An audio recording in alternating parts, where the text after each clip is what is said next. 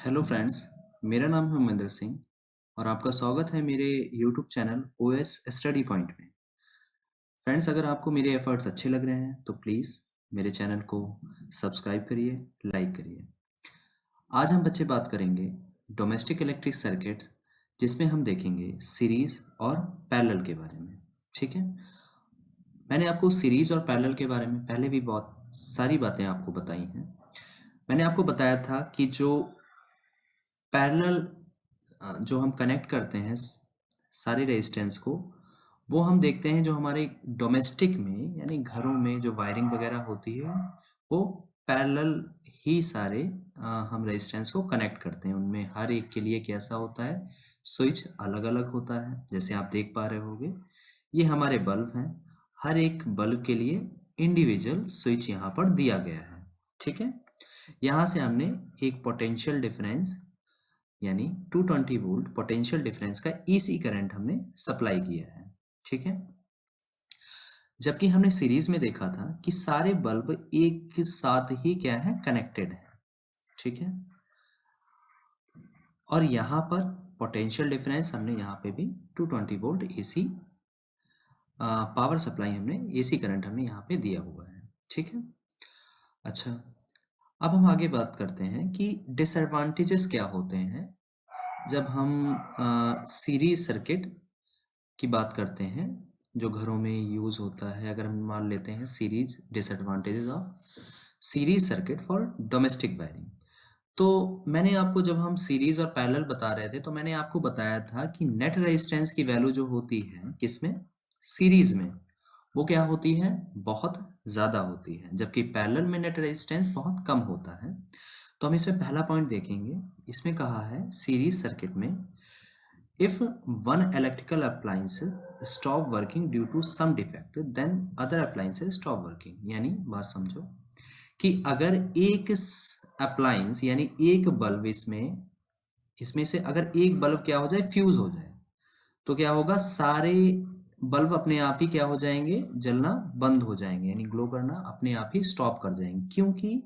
क्यों कर जाएंगे ऐसा? क्योंकि यहाँ से सर्किट क्या हो जाएगा, ब्रेक हो जाएगा और आगे करंट पास ही नहीं होगा। बात समझ में आई कि अगर एक आपका अप्लायंस वर्क करना बंद कर देता है तो सारे अप्लायंसेस क्या हो जाते हैं, वर्क करना स्टॉप कर देते हैं। ठीक है, दूसरे पॉइंट में कहा गया है कि electrical appliances has only one switch. ठीक है, जैसे मैंने अभी आपको दिखाया है कि इसमें क्या होता है, केवल एक ही स्विच है, यानी एक ही स्विच जब ऑन करोगे तभी सारे बल्ब ग्लो करेंगे, और अगर ऑफ कर दोगे तो सारे जो हमारे बल्ब्स हैं वो ऑफ हो जाएंगे। ठीक है, फिर थर्ड पॉइंट पे हमने बात की है कि इन सब में सेम पोटेंशियल डिफरेंस जो होता है नहीं होता है। मैंने आपको क्या बताया था कि करंट की वैल्यू सीरीज में सेम रहती है, लेकिन पोटेंशियल डिफरेंस हर एक अप्लायंसेस के लिए अलग अलग होता है। ठीक है, बात समझ में आई। और लास्ट पॉइंट क्या है कि जो ओवरऑल रेजिस्टेंस है सर्किट का, बहुत ही ज्यादा बढ़ जाता है। बात समझ में आई। From the power supply is low, जिससे क्या हो जाती है, पावर सप्लाई आपकी लो पर बहुत लो हो जाती है और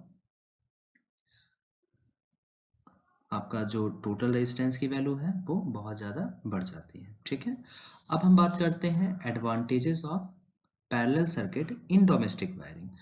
पैरेलल सर्किट की डोमेस्टिक वायरिंग में क्या क्या एडवांटेजेस हैं? पहला क्या है कि पैरेलल में अगर वन अप्लायंस क्या हो, काम करना बंद कर दे, इससे दूसरे अप्लायंसेस पे कोई फर्क नहीं पड़ेगा, वो नॉर्मली अपने काम करना करते रहेंगे। जैसे कि यहाँ पे देख लो, अगर मान लो ये बल्ब फ्यूज हो जाता है, यहाँ से ये बल्ब फ्यूज हो गया, लेकिन आप देखोगे बाकी सारे बल्ब जलते रहेंगे क्योंकि वहां पर करंट इजीली पास हो रहा है। ठीक है, बात समझ में आई।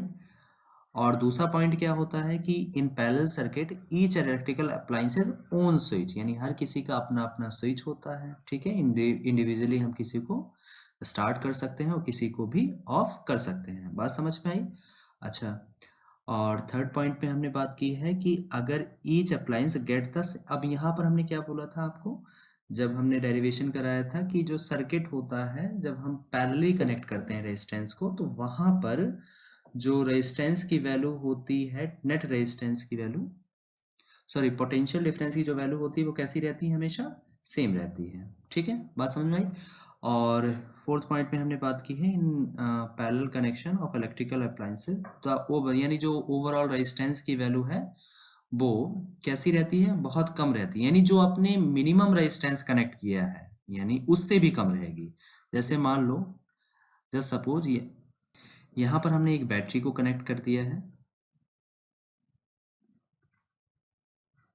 और इसके थ्रू हमने रेजिस्टेंस को कनेक्ट कर दिया है, पैरेलल रेजिस्टेंस हम इसमें कनेक्ट कर देते हैं।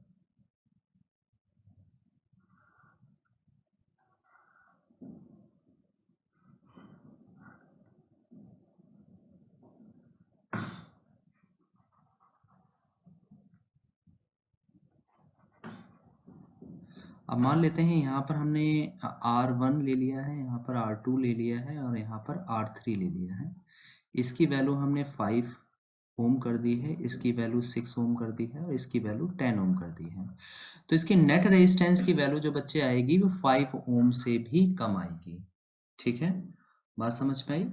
ठीक है, ये जब हम क्वेश्चंस देखेंगे तब हम इसके बारे में देख लेंगे कि जो नेट रेजिस्टेंस की वैल्यू होगी यानी मिनिमम से भी कम होगी। ठीक है, तो ये हमारा डोमेस्टिक इलेक्ट्रिकल सर्किट के बारे में बात कंप्लीट हो गई है। अब हम बात करते हैं इलेक्ट्रिकल पावर के बारे में। ठीक है, इलेक्ट्रिक पावर के बारे में देखिए, यानी इलेक्ट्रिक पावर क्या होती है। तो इलेक्ट्रिक पावर को आप ऐसे समझ सकते हो कि पर यूनिट टाइम में जो भी वर्क कोई भी अप्लायंस करता है, यानी electrical appliance per unit time में जो भी वर्क करता है उसे हम क्या कहते हैं, इलेक्ट्रिकल पावर, इलेक्ट्रिक पावर कहते हैं। बात समझ में आई। यानी तो हम कह सकते हैं electric power is the electrical work done per unit. यानी मान लो यहाँ पर टी को अगर हम 1 सेकेंड ले लेते हैं तो हमारा पावर इज इक्वल टू क्या हो जाएगा, वर्क।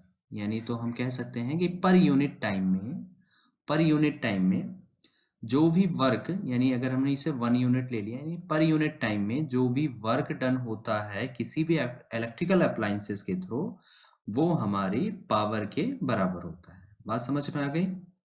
ठीक है, अब यहाँ पर हम पावर की यूनिट की बात करें तो पावर की यूनिट आप क्या हो जाएगी, पावर आपको पता है work done upon time. Work की यूनिट क्या होती है, वर्क की यूनिट क्या होती है, हमारी जूल होती है, वर्क की यूनिट जूल होती है। टाइम की यूनिट एसआई यूनिट हम सेकंड लेते हैं। ठीक है, तो ये क्या हो जाएगा, जूल पर सेकंड हो जाएगा। अच्छा, जूल पर सेकंड को हम क्या एज्यूम करते हैं, उसे हम वॉट एज्यूम करते हैं, यानी 1 वॉट, यानी तो ये हमारा क्या हो जाएगा, जूल पर सेकंड। और आपको पता है 1 वॉट यानी 1 किलोवाट हम बोल सकते हैं। अगर हम 1 किलोवाट बोलें तो ये किसके बराबर हो जाएगा, अगर हम 1 किलोवाट की बात करें, किलो मतलब आप समझ, जैसे 1 केजी, केजी में क्या होता है 1000 आ जाते हैं, 1000 ग्राम। तो अगर हम 1 किलो वाट की बात करें तो ये क्या हो जाएगा, 1000 वॉट के बराबर हो जाएगा। बात समझ में आई।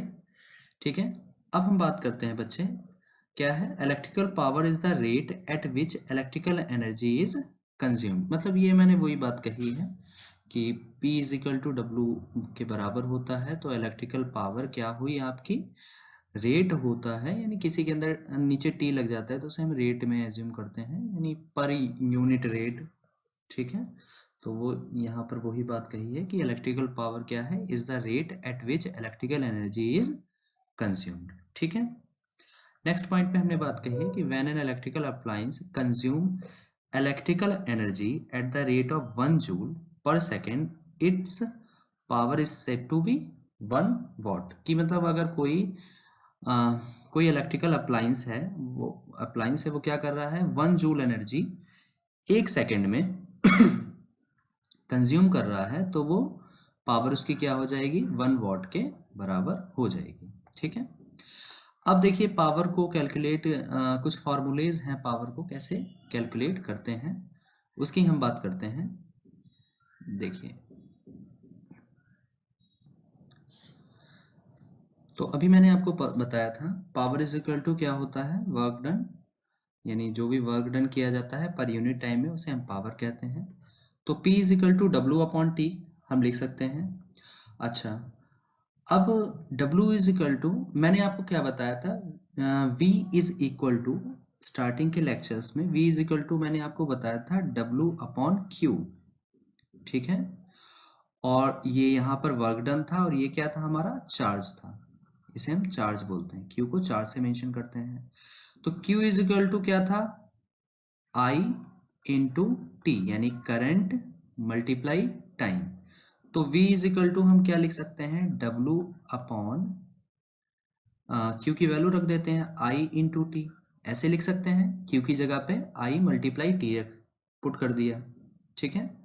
अच्छा, तो यहाँ से V इज, यहाँ से हमारा W इज इक्वल टू क्या हो जाएगा, हम इसे W इज इक्वल टू क्या लिख सकते हैं, V multiply I multiply T, ठीक है। V हमारा पोटेंशियल डिफरेंस है, I हमारा करंट है और T हमारा टाइम है। तो P इज इक्वल टू हम लिख सकते हैं W की जगह पे V इंटू आई मल्टीप्लाई टी अपॉन टी।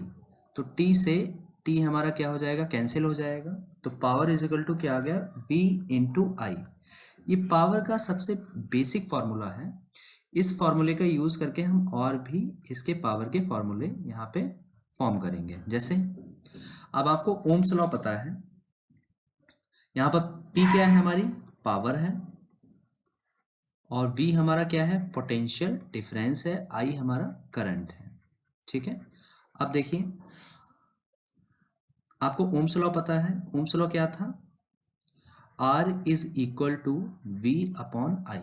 तो यहाँ पर हम इसके रिलेशन से, इस ओम्स लॉ के रिलेशन से दो फॉर्मूले और भी इससे रन कर सकते हैं।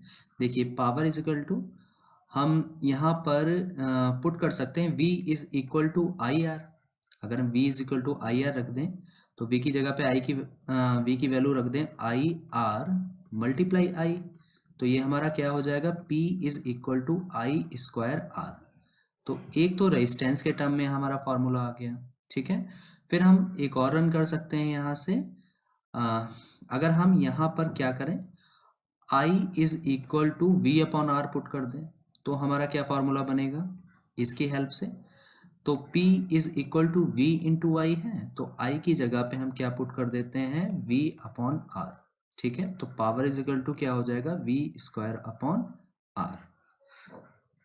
तो ये हमारे आपने देखे हैं तीन फॉर्मूले फॉर्म हो गए हैं पावर के। एक तो हमने पोटेंशियल डिफरेंस और करंट की फॉर्म में फॉर्मूला निकाल लिया है, ड्रॉ कर लिया है।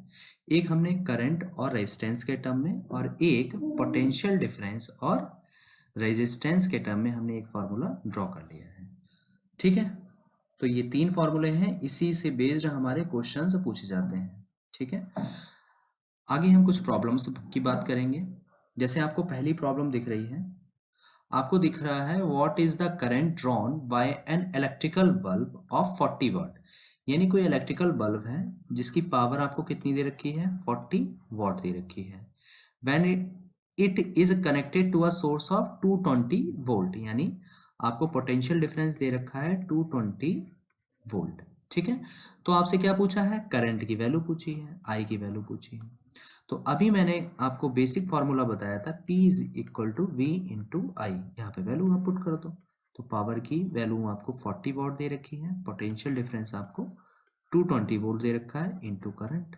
तो I इज इक्वल टू आपका क्या हो जाएगा, 40 अपॉन 220, ठीक है। 0 से 0 कैंसिल, 2 से कैंसिल कर दो, ये 2 और ये 11, तो ये हो जाएगा 2 अपॉन 11। अब इसे डिवाइड कर देंगे, डिवाइड कर देंगे तो हमारी वैल्यू, अब इधर हम करके दिखा देते हैं आपको। 11 से करेंगे, 0 लगाया, पॉइंट बढ़ाएं, यहाँ 0 आ गया, तो 1 टाइम्स किया 11, 9, फिर पॉइंट लगा है, 0 बढ़ गया, 8 से कर दिया 88। तो डेसिमल के 2 प्लेस तक आप अगर वैल्यू निकाल देते हो तो ठीक है, 0.18 एम्पियर आपकी करंट की वैल्यू आ गई, ठीक है। बात समझ में आई, ठीक। अब हम बात करते हैं बच्चे इलेक्ट्रिकल एनर्जी के बारे में, इलेक्ट्रिकल एनर्जी के बारे में। तो इलेक्ट्रिकल एनर्जी, जैसे हमने आपको पावर के बारे में बताया था, तो इलेक्ट्रिक पावर क्या होती थी, पावर इज इक्वल टू मैंने आपको क्या कराया था, work done upon time taken. अब बच्चे जो ये काम हो रहा है किसके थ्रू हो रहा है, इलेक्ट्रिकल करंट के थ्रू हो रहा है। यानी जब हम कोई काम करेंगे तो उसमें कुछ एनर्जी भी हमारी क्या होगी, कंज्यूम होगी, वेस्ट होगी, है ना, लगेगी कुछ एनर्जी कुछ काम करने में। तो क्या हम वर्क डन जो हो रहा है, जो भी हमने काम किया है इलेक्ट्रिकल एनर्जी के थ्रू, यानी कोई अप्लायंसेस ने कुछ काम किया होगा, वो किसके बराबर होगा, जितनी उसने एनर्जी कंज्यूम की होगी उसके बराबर होगा। तो क्या हम power is equal to electrical energy consumed लिख सकते हैं, बताओ भाई, बात समझ में आई, अपॉन टाइम। ठीक है, तो electrical energy is equal to क्या हो गया, पावर इंटू टाइम, यानी E इज इक्वल टू क्या होता है, P इंटू टी। बात समझ में आ गई, ठीक है। तो यहां पर हम देख सकते हैं कि क्या है, electrical energy consumed by electrical appliances is given by the product of power rating and the time for which it is used. ठीक है, यानी दोनों का किसके बराबर होता है, प्रोडक्ट के बराबर होता है, किसके, पावर और टाइम के। अच्छा, अगर हम यूनिट की बात करें तो पावर की यूनिट क्या होती है बच्चे हमारी, वॉट होती है, टाइम की यूनिट क्या होती है, सेकंड होती है। और तो हम 1 जूल इज इक्वल टू लिख सकते हैं किस, क्या, 1 joule is equal to watt, watt second के बराबर लिख सकते हैं। लेकिन ये यूनिट बहुत छोटी होती है, क्या मैंने बोला, ये यूनिट बहुत ज़्यादा छोटी होती है। तो हम क्या करेंगे, इसे थोड़ा सा, अब इससे बिगर यूनिट क्या होती है, अगर अगर हम इससे बड़ी यूनिट की बात करें तो वो हमारा क्या हो जाएगा, किलो वॉट ऑवर, यानी अगर हम बात करें इससे बड़ी यूनिट क्या हो जाएगी, किलो वॉट। एसआई यूनिट तो बच्चे यही है आपकी, 1 जूल इसके किसके बराबर होती है, ये एसआई यूनिट है। ठीक है, अगर हम कमर्शियल पर्पस में जो यूनिट यूज होती है तो उसे हम क्या लिखते हैं, किलो वॉट आवर।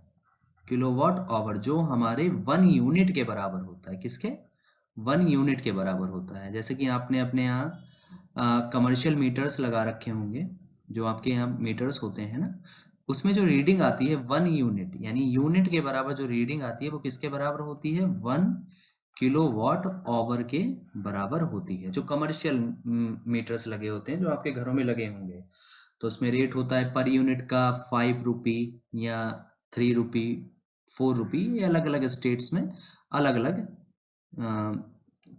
अलग अलग रेट पर होता है। ठीक है, अब हम बात करते हैं बच्चे commercial unit of electrical energy, जरा समझो, यही हम बता रहे थे।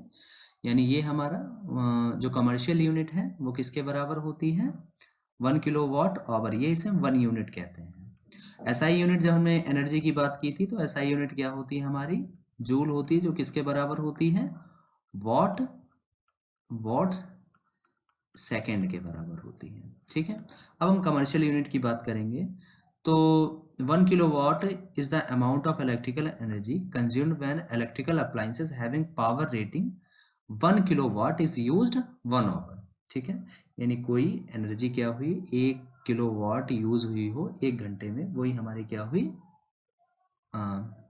1 यूनिट के बराबर, उसी को commercial unit of electrical energy कहते हैं। ठीक है, अब देखिए अगर हम बात करें 1 किलोवाट आवर में कितने जूल होंगे, अगर हम बात करें 1 kilo hour, 1 kilo watt hour में कितने जूल होंगे, अगर हम उसकी बात करें तो पहले हम किलो को हम ब्रेक कर लेते हैं। तो क्या हो जाएगा, किलो को हम ब्रेक करेंगे तो 1000 आ जाएगा। ठीक है, वॉट। फिर आवर को अगर हम सेकंड में कन्वर्ट करें, अगर हम आवर को सेकंड में कन्वर्ट करें तो ये क्या हो जाएगा, इसे हम क्या लिख सकते हैं, इसे हम 60 मल्टीप्लाई 60 से मल्टीप्लाई करेंगे तो ये हमारा वॉट को हमने क्या कर दिया, किलो वाट को वॉट में कन्वर्ट कर दिया और आवर को हमने सेकंड में कन्वर्ट कर दिया। ठीक है, तो देखते हैं किसके बराबर आता है। तो ये अगर हम इसे मल्टीप्लाई करते हैं, इन दोनों की मल्टीप्लाई करेंगे तो क्या आ जाएगा, 3600 और मल्टीप्लाई ये 1000 के 3 जीरो, यही तो हमारे जूल के बराबर होगा। अभी मैंने आपको क्या बताया था, वॉट सेकंड हमारा किसके बराबर होता है, जूल के बराबर होता है। तो ये हमारा कितना हो जाएगा, 36 इंटू 10 की पावर 5, इसे स्टैंडर्ड फॉर्म में लिख लेते हैं, तो ये हो जाएगा 3.6 इंटू 10 की पावर 6 जूल। क्लियर है, समझ में आया? तो हम कह सकते हैं कि जो हमारी 1 किलो वाट आवर किसके बराबर होता है? 1 किलो वाट आवर अगर हम जूल में कन्वर्ट करें तो वो हमारा होता है 3.6 इंटू 10 की पावर 6 जूल के बराबर। ठीक है।